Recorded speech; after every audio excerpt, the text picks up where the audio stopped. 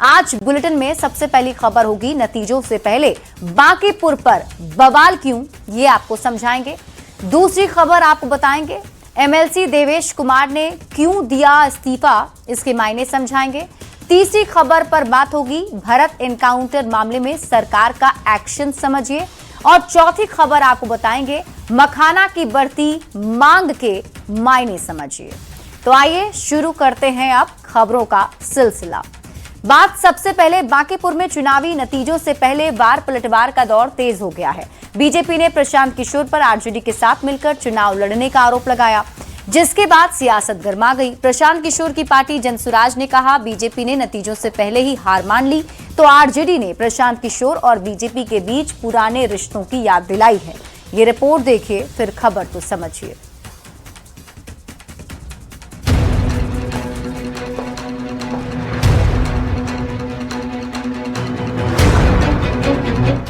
इस प्रखर कुटिल व्यक्ति ने कभी आरजेडी का नाम ही नहीं लिया। नरेंद्र मोदी की राजनीति को स्थापित करने में प्रशांत किशोर पांडे की भूमिका रही है।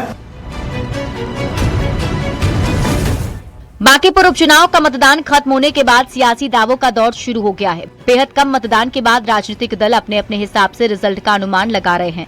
बांकीपुर का बाजीगर कौन होगा ये तो 3 अगस्त को पता चल पाएगा, लेकिन इससे पहले बीजेपी ने बांकीपुर से उम्मीदवार प्रशांत किशोर पर बड़ा हमला बोला है। बीजेपी के राष्ट्रीय प्रवक्ता अजय आलोक ने प्रशांत किशोर पर आरजेडी के साथ मिलकर चुनाव लड़ने का आरोप लगाया। उन्होंने कहा कि पूरे चुनाव में प्रशांत किशोर ने अराजकता फैलाई, फर्जी एग्जिट पोल भी कराए गए, लेकिन बांकीपुर में इस बार भी जीत बीजेपी की होगी। पूरे चुनाव में इस प्रखर कुटिल व्यक्ति ने कभी आरजेडी का नाम ही नहीं लिया। सोचिए कितनी साइलेंट अंडरस्टैंडिंग थी। ये दोनों एक होकर चुनाव लड़ रहे थे, एक बार भी अटैक नहीं किया इस प्रखर कुटिल व्यक्ति ने तेजस्वी यादव को, जो पहले घूम घूम के तेजस्वी को खोजते थे 24 से 25 में। तो ये साइलेंट अंडरस्टैंडिंग है, तो इससे हमें कोई मतलब नहीं है। राजनीतिक प्रयोग होते रहते हैं, लेकिन इस प्रयोग का अंततः यही होता है कि जो पार्टी अपनी राजनीतिक जमीन खोती है वो राजनीतिक वजूद उसका मिट जाता है। तो हमारी आरजेडी अब राजनीतिक वजूद मिटने की ओर बढ़ चुकी है। बीजेपी प्रवक्ता अजय आलोक के बयान पर सियासत गर्मा गई। बीजेपी के बयान पर जनसुराज ने पलटवार किया। जनसुराज ने कहा बीजेपी ने रिजल्ट से पहले हार मान ली, इसलिए आरजेडी के साथ मिलकर चुनाव लड़ने का आरोप लगा रही है। तो आरजेडी ने कहा प्रशांत किशोर और बीजेपी में किस तरह का संबंध है ये सबको पता है। क्या अजय आलोक भाई ये मान लिया जाए कि आप चुनाव हार चुके हैं? क्योंकि आपका जो वक्तव्य है वो हमने सुना, और अब अपनी हार का ठीकरा आप इस बात पर फोड़ रहे हैं कि राष्ट्रीय जनता दल की आलोचना जनसुराज क्यों नहीं कर रहा था। भाई हमको सभी वर्गों का, सभी जाति का, सभी धर्म का, सभी संप्रदाय का और सभी विचारधारा और सभी राजनीतिक दल से जुड़े लोगों का वोट मिल रहा था। तो क्या आप जनसुराज की इलेक्शन स्ट्रैटेजी भी आप लोग तय करेंगे? प्रशांत किशोर पांडे जी से भारतीय जनता पार्टी का क्या संबंध रहा है, इसके संबंध में नीतीश कुमार जी ने पहले ही स्पष्ट कर दिया है। नीतीश कुमार जी ने कहा कि जनता दल यू का राष्ट्रीय उपाध्यक्ष प्रशांत किशोर पांडे को हमने अमित शाह के कहने पर बनाया था। अब इससे बड़ा सबूत क्या हो सकता है कि भारतीय जनता पार्टी और प्रशांत किशोर पांडे में किस तरह का संबंध रहा है। बांकीपुर उपचुनाव के रिजल्ट से पहले सियासी दावों का दौर जारी है। बीजेपी एक तरफ प्रशांत किशोर पर आरजेडी के साथ हाथ मिलाने का आरोप लगा रही है, तो जनसुराज का कहना है बीजेपी कैसे उनकी चुनावी रणनीति तय करेगी। तो आरजेडी प्रशांत किशोर और बीजेपी के गहरे रिश्तों की याद दिला रही है। बांकीपुर के चुनावी नतीजों से पहले सियासी दावों और वार पलटवार का दौर जारी है। न्यूज 18 के लिए पटना से रवि एस नारायण की रिपोर्ट। तो बांकीपुर पर आखिर बवाल क्यों मचा हुआ है, इस खबर को विस्तार से अब आपको समझाते हैं। पूरी खबर आप समझिए। नतीजों से पहले ही बांकीपुर पर बवाल मचा हुआ है। खबर क्या है पहले आप ये जान लीजिए। तो पटना की बांकीपुर विधानसभा सीट पर उपचुनाव हुआ, जिसमें सभी मतदाताओं ने 30 जुलाई को बांकीपुर में वोटिंग की और 3 अगस्त को अब इसके नतीजे आने वाले हैं। हालांकि आपको बता देते हैं कि बांकीपुर में बेहद कम वोटिंग प्रतिशत रहा है और इसका नतीजा क्या होगा कोई नहीं जानता। पर नतीजों से पहले वार पलटवार का दौर बिहार में जरूर शुरू हो गया है। बीजेपी के अजय आलोक ने सबसे पहले प्रेस कॉन्फ्रेंस किया और प्रेस कॉन्फ्रेंस कर प्रशांत किशोर पर कई आरोप लगा दिए। बीजेपी का पीके पर आरोप समझिए। बांकीपुर से जनसुराज के उम्मीदवार प्रशांत किशोर पर हमला किया गया। प्रशांत किशोर पर आरजेडी के साथ मिलकर चुनाव लड़ने का आरोप लगाया गया। पूरे चुनाव में अराजकता फैलाने का आरोप भी बीजेपी ने प्रशांत किशोर पर लगाया। फर्जी एग्जिट पोल करवाने का आरोप भी बीजेपी प्रशांत किशोर पर लगा रही है और इसके अलावा बांकीपुर में फिर से बीजेपी ने अपनी जीत का दावा किया। अब बीजेपी ने आरोप लगाए तो पलटवार भी हुआ। बीजेपी के आरोप पर पीके की पार्टी ने पलटवार किया। बीजेपी के आरोप पर जनसुराज का जवाब क्या है उसे समझिए। नतीजे से पहले बीजेपी ने हार मान ली है, जनसुराज की तरफ से जवाब दिया गया। यह भी कहा गया कि जनसुराज अपनी रणनीति से काम कर रहा है। वहीं अपना नाम घसीटे जाने पर आरजेडी भी कहां चुप रहने वाली थी। आरजेडी ने भी पीके पर ही सवाल उठा दिए और यह कहा कि पीके बीजेपी की बी टीम है और यह भी आरोप लगाया कि बीजेपी के साथ पीके के संबंध हैं। अब सवाल है कि नतीजे अभी आए नहीं, अभी से ही इतना बवाल आखिर क्यों हो रहा है बांकीपुर पर? तो 3 दशक के बांकीपुर पर बीजेपी का कब्जा है। एक तरफा जीतती आ रही है अक्सर यहां से बीजेपी। प्रशांत किशोर के आने से यह मुकाबला थोड़ा और दिलचस्प हो गया। पीके देश में कई पार्टियों के साथ पहले ही काम कर चुके हैं। कई सरकारें बनाने का दावा भी प्रशांत किशोर करते हैं और इस बार पहली बार है जब वो खुद चुनावी मैदान में एक प्रत्याशी के तौर पर हैं। 2025 में पीके की पार्टी बुरी तरह हार गई थी। बांकीपुर में प्रशांत किशोर की इस बार अग्नि परीक्षा है। दांव पर बीजेपी की भी प्रतिष्ठा लगी हुई है क्योंकि 3 दशक से ये सीट बीजेपी के पास रही है। बांकीपुर सीट नहीं, प्रतिष्ठा की लड़ाई बन गई है और यही वजह है कि सभी की तरफ से जीत का दावा किया जा रहा है। बढ़ते आगे, बिहार के पंचायती राज मंत्री दीपक प्रकाश आखिरकार अपनी कुर्सी बचा सकते हैं और इसके लिए अपनी कुर्सी की कुर्बानी दी है बीजेपी एमएलसी देवेश कुमार ने। दरअसल दीपक प्रकाश के बिना किसी सदन के सदस्य बने मंत्री बनने पर सुप्रीम कोर्ट ने सख्त टिप्पणी करते हुए बिहार सरकार से जवाब मांगा और कुछ ही घंटे के बाद एमएलसी देवेश कुमार ने एमएलसी पद से इस्तीफा दे दिया। आखिर क्या है पूरा मामला? सबसे पहले ये रिपोर्ट देखिए, फिर खबर तो समझिए। भारतीय संविधान का अनुच्छेद 164(4) एक ऐसा कानून जो बिना कोई चुनाव जीते किसी को भी मंत्री बनने की सहूलियत देता है। इसी कानून के तहत आरएलएम प्रमुख उपेंद्र कुशवाहा के बेटे दीपक प्रकाश को भी पहले नीतीश कैबिनेट फिर सम्राट कैबिनेट में मंत्री बनाया गया। पर इस कानून में एक पेच ये है कि ये नियम केवल 6 महीने की अस्थायी छूट ही देता है, यानी 6 महीने के भीतर अगर किसी भी सदन की सदस्यता नहीं मिली तो मंत्री पद जा सकता है। इसी अनुच्छेद का हवाला देते हुए देश की सर्वोच्च अदालत में एक याचिका दायर की गई। याचिका पर सुनवाई करते हुए कोर्ट ने सख्त टिप्पणी की और बिहार सरकार से पूछा कि बिना एमएलए या एमएलसी रहे दीपक प्रकाश किस अधिकार से मंत्री बने हुए हैं। कोर्ट की टिप्पणी के कुछ ही घंटों बाद बिहार में एक बड़ा सियासी खेला हो गया। बीजेपी एमएलसी देवेश कुमार ने शाम के करीब 4:30 बजे विधान परिषद सदस्यता से इस्तीफा दे दिया। सर, आपने इस्तीफा दे दिया है? मैंने इस्तीफा दे दिया। सभापति को आपने इस्तीफा दिया और सभापति को इस्तीफा देने का सर क्या कारण? बड़ा लोगों में लगता है कि मैं कोई इस पर टिप्पणी नहीं करता। देवेश कुमार ने तो कैमरे पर कुछ भी कहने से मना कर दिया। माना जा रहा है कि देवेश कुमार ने दीपक प्रकाश को एमएलसी बनाने के लिए अपनी कुर्सी कुर्बान की। इधर सुप्रीम कोर्ट ने 4 अगस्त को मामले पर सुनवाई की अगली तारीख तय की है। अब देखना होगा कि दीपक प्रकाश कोर्ट की अगली सुनवाई से पहले शपथ लेते हैं या इस सियासी पिक्चर में कोई और प्लॉट ट्विस्ट आता है। पटना से न्यूज 18 के लिए संवाददाता शैलेंद्र और रवि एस नारायण की रिपोर्ट। और अब आपको पूरी खबर समझाते हैं। देखिए, देवेश कुमार ने इस्तीफा क्यों दिया, दीपक प्रकाश कैसे अपनी कुर्सी बचा सकते हैं, ये सब कुछ विस्तार से अब आप समझिए। और सबसे पहले आप जानिए कि पूरी खबर क्या है। दीपक के मंत्री पद को सुप्रीम कोर्ट में चुनौती दी गई थी, यानी दीपक प्रकाश जो बिहार सरकार में मंत्री हैं, उनके इस मंत्री पद को लेकर सुप्रीम कोर्ट में चुनौती दी गई। याचिका पर शुक्रवार को सुप्रीम कोर्ट में सुनवाई भी हुई। सुप्रीम कोर्ट ने बिहार सरकार से सवाल पूछा पूछा गया कि दीपक प्रकाश ना तो एमएलए हैं ना एमएलसी हैं, फिर मंत्री कैसे बन गए। अब सुप्रीम कोर्ट की टिप्पणी के बाद देवेश कुमार का इस्तीफा हो गया। एमएलसी पद से देवेश कुमार ने इस्तीफा दे दिया। तो मंत्री बनने के लिए अब नियम क्या है, ये भी आप पहले जान लीजिए। देखिए, संविधान का अनुच्छेद 164 के तहत नियम है, विधानमंडल की सदस्यता जरूरी। राज्य में मंत्री बनने के लिए आपको एमएलए या फिर एमएलसी यानी कि विधानसभा या विधान परिषद का सदस्य होना जरूरी होता है। बिना सदस्यता के भी मंत्री आप बन सकते हैं, लेकिन शपथ लेने की तारीख से 6 महीने के भीतर आपको किसी ना किसी सदन का सदस्य होना जरूरी होगा। सदस्यता नहीं होने पर आपकी मंत्री पद जो है वो भी जा सकती है। अब सवाल है, क्या बिना सदस्यता के 6 महीने बाद दोबारा नियुक्ति हो सकती है? तो जवाब है संवैधानिक नियमों के मुताबिक नहीं। अनुच्छेद 164(4) एक बार की अस्थायी छूट है। नई नियुक्ति या सरकार बदलने से नया 6 महीना का पीरियड शुरू नहीं होता है।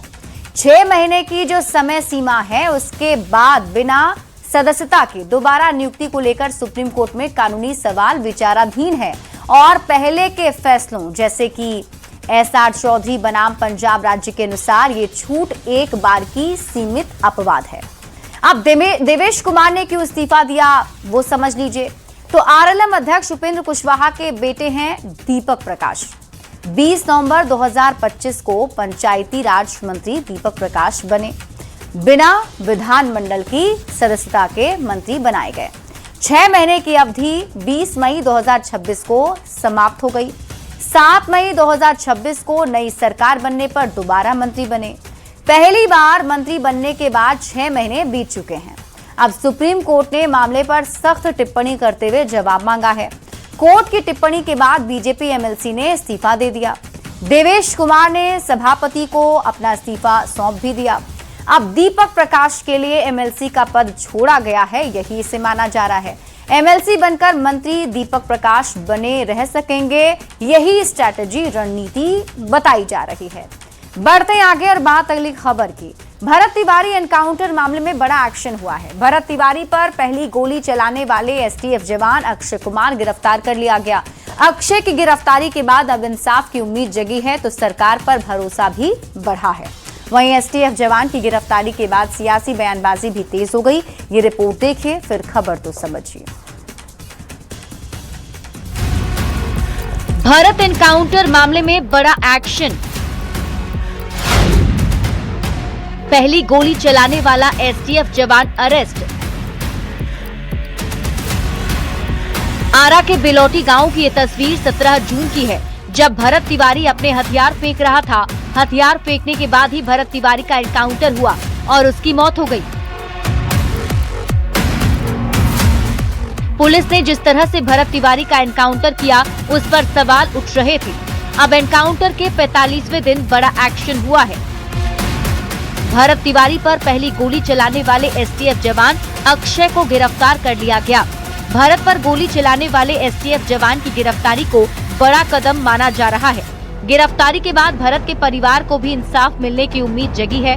भरत तिवारी के भाई और मां ने कहा, अक्षय कुमार ने ही 17 जून को पहली गोली मारी थी, जिसके बाद दूसरे कई पुलिसकर्मियों ने गोली चलाई थी और 5 गोली लगने से भरत तिवारी की मौत हुई थी। अब भरत का परिवार सभी आरोपी को फांसी की सजा देने की मांग कर रहा है। अक्षय कुमार पहला गोली उहे मरले बा। अक्षय कुमार ओकरा बाद डीएसपी दूसरका गोली मरले बा। ओकरा बाद ई मलकार मरले बड़न गोली, तीसरा गोली और 5 उनका गोली मारा रहे। हमें तो सुनकर बहुत अच्छा लगा कि मतलब सरकार द्वारा कार्रवाई की जा रही है और हम यही चाहेंगे कि आगे भी जो भी लोग भी इसमें शामिल हो सबकी गिरफ्तारी हो और जहां तक हमारे फैमिली के द्वारा मांग है कि फांसी की सजा दी जाए उनको। क्या कहिएगा इस पे? उम्मीद जगी है कि हाँ थोड़ा बहुत जगी है। हाँ। अरेस्टिंग के बाद हाँ। जितना दोषी लोग है सबका अरेस्टिंग होगा। हाँ। पहली गिरफ्तारी अरेस्टिंग हुई है। हाँ पहला गिरफ्तारी अक्षय कुमार, इसी ने पहले गोली मारी थी। भरत तिवारी के परिवार ने कुछ दिन पहले सम्राट चौधरी से मुलाकात की थी। इस मुलाकात के बाद सरकार ने बड़ा एक्शन लिया और गोली चलाने वाला एसटीएफ जवान गिरफ्तार कर लिया गया। सरकार के इस कदम के बाद भरत के परिवार में इंसाफ की आस जगी है। वहीं भरत तिवारी पर गोली चलाने वाले एसटीएफ जवान की गिरफ्तारी पर राजनीतिक बयानबाजी भी तेज हो गई है। आज उसमें एसटीएफ सिपाही की पहली गिरफ्तारी है। जनता दल यूनाइटेड इसका स्वागत करती है। सरकार की एक कार्रवाई असली हत्यारे को बचाने वाली कार्रवाई है। क्या सिपाही ने अपनी मर्जी से गोली चला दी?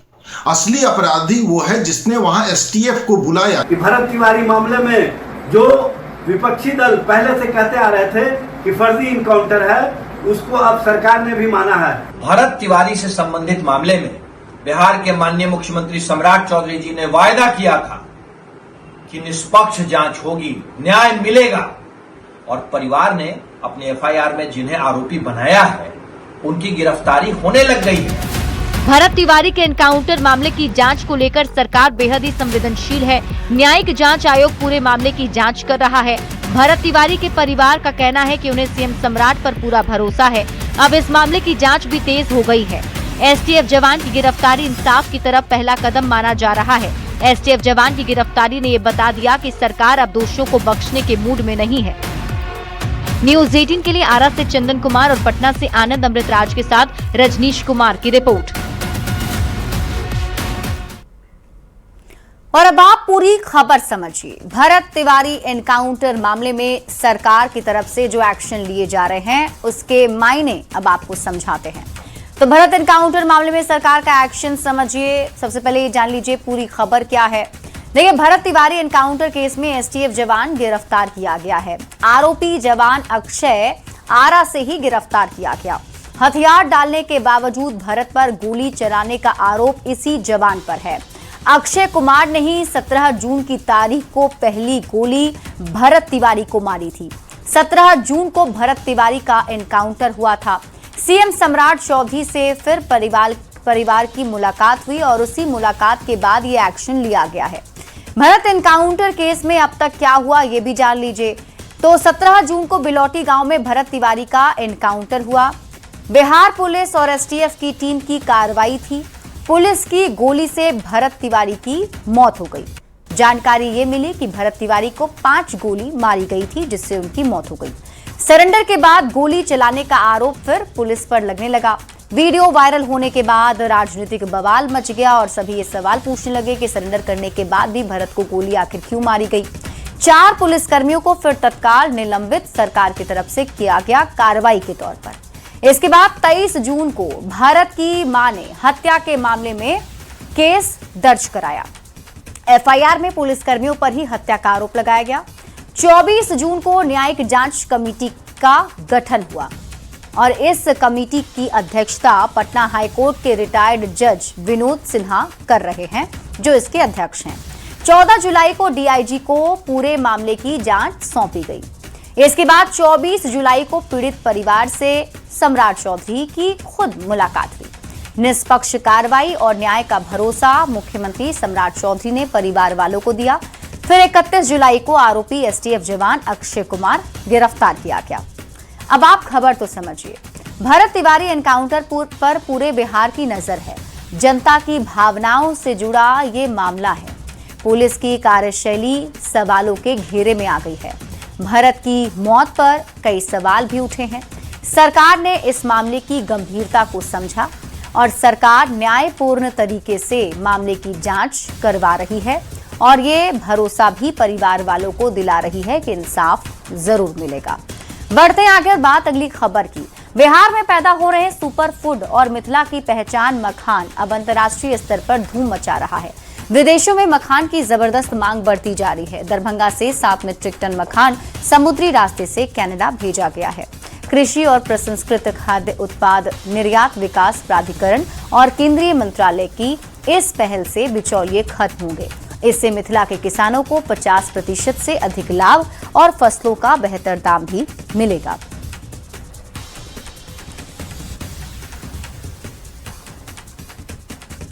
तो बिहार के मखाना की डिमांड अब विदेशों में हो रही है।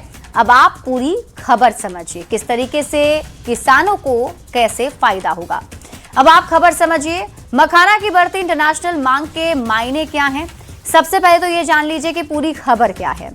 दरभंगा से पहली बार समुद्री मार्ग से मखाना एक्सपोर्ट हुआ है। मतलब पहली बार है जब दरभंगा का मखाना विदेश में जा रहा है। 7 मीट्रिक टन फ्लेवर्ड मखाना का कनाडा के लिए निर्यात किया गया। 2 विशेष कंटेनर में भरकर ये मखाना भेजे गए हैं। मखाना की मांग क्यों बढ़ रही है, अब आप इसे भी समझिए। तो कई पोषण संबंधी फायदों के कारण इसे सुपर फूड कहा जा रहा है। मखाने में वसा बहुत कम और कार्बोहाइड्रेट बहुत अधिक होते हैं। मखाना के कई स्वास्थ्य लाभ भी हैं। ये रक्तचाप को नियंत्रित करता है, हृदय को स्वस्थ रखने में मदद करता है, वजन भी नियंत्रित करने में मदद करता है। हाई फाइबर के कारण इसकी पाचन क्रिया को भी ये बेहतर बनाता है। इसमें मौजूद कैल्शियम और मैग्नीशियम हड्डियों को मजबूत बनाते हैं। एंटीऑक्सीडेंट की बदौलत सूजन कम होती है। ये त्वचा को स्वस्थ रखता है। उम्र बढ़ने के लक्षणों को भी धीमा कर सकता है। अब मखाना की बढ़ती इंटरनेशनल मांग के मायने समझिए। देखिए, विदेशी मांग बढ़ने से कच्चे और प्रोसेस्ड मखाने के दाम बेहतर मिल रहे हैं। किसानों को सीधा आर्थिक लाभ हो रहा है। वैश्विक स्तर पर 80% से अधिक मखाना अकेला भारत आपूर्ति करता है। मखाना उत्पादन में मुख्य योगदान बिहार के मिथिला क्षेत्र का है। जीआई टैग मिलने से इसकी वैश्विक पहचान और विश्वसनीयता मजबूत हुई है। दुनिया भर में बिहार के प्रीमियम मखाना की पहचान हुई। बिहार के किसान मखाना की खेती से खुशहाल हो रहे हैं और यही वजह है कि बिहार के लिए ये खुशी का पल है। इसी के साथ